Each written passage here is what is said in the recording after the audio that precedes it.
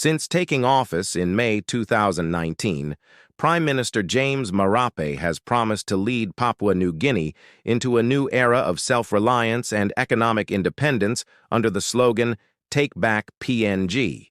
While his message has resonated with some citizens and nationalists, his leadership style and policy decisions have drawn criticism, and in some cases outright hostility, from fellow members of parliament. Why is this the case? One major criticism is that Marape has centralized power within his inner circle. Several MPs have accused him of favoring loyalists in cabinet appointments and key government positions, undermining the merit-based leadership principle. Those left out of the political spotlight or without access to state resources often feel alienated, and in PNG's patronage-heavy political culture, that translates quickly into resentment. While Marape talks about PNG becoming the richest Black Christian nation, critics argue that his administration has not delivered concrete economic improvements. The government's heavy borrowing, especially from China and multilateral donors, has raised concerns about debt sustainability. Detractors claim that his rhetoric has not been matched by real outcomes in terms of job creation, infrastructure development, or SME support. Members of Parliament often depend on timely District Services Improvement Program, DSIP, funding to maintain political support in their electorates. Under Marape's leadership, several MPs have complained about delays or shortfalls in these allocations.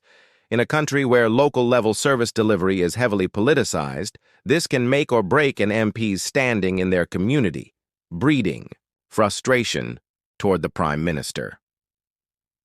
Although Marape has spoken against corruption, critics argue that his government has not taken strong enough action to prosecute high-profile corruption cases.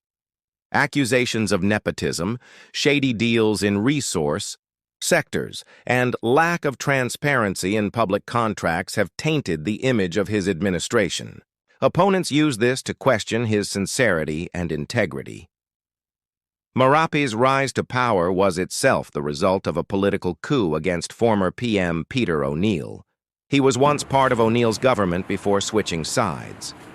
That move was seen by many as opportunistic, and it set a precedent. Once a kingmaker, always a target. Since then, alliances have shifted constantly, and MPs who once supported him now accuse him of breaking promises or sidelining them after gaining power. Marape's leadership style is often described as defensive and combative, especially toward critics. Some MPs say he doesn't consult widely or build consensus effectively. In a politically diverse parliament, this has led to rifts, especially among coalition partners. Public spats with other politicians also fuel a perception of instability. The general public's frustration, especially among youth and urban populations, over cost of living, unemployment, and law and order issues, has indirectly influenced parliamentary dissent.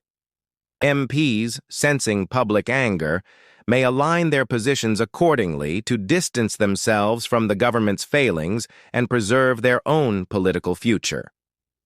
While Prime Minister James Marape has positioned himself as a reformer and nationalist, his tenure has been riddled with controversy, internal power struggles, and unmet expectations. The hatred or opposition from some parliament members is not necessarily rooted in ideology, but in political rivalry, resource control, and dissatisfaction with governance outcomes. In Papua New Guinea's fluid and personality-driven politics, Marape's challenge lies not only in managing national affairs, but in keeping his political base intact, a task that grows harder as criticism both inside and outside Parliament mounts.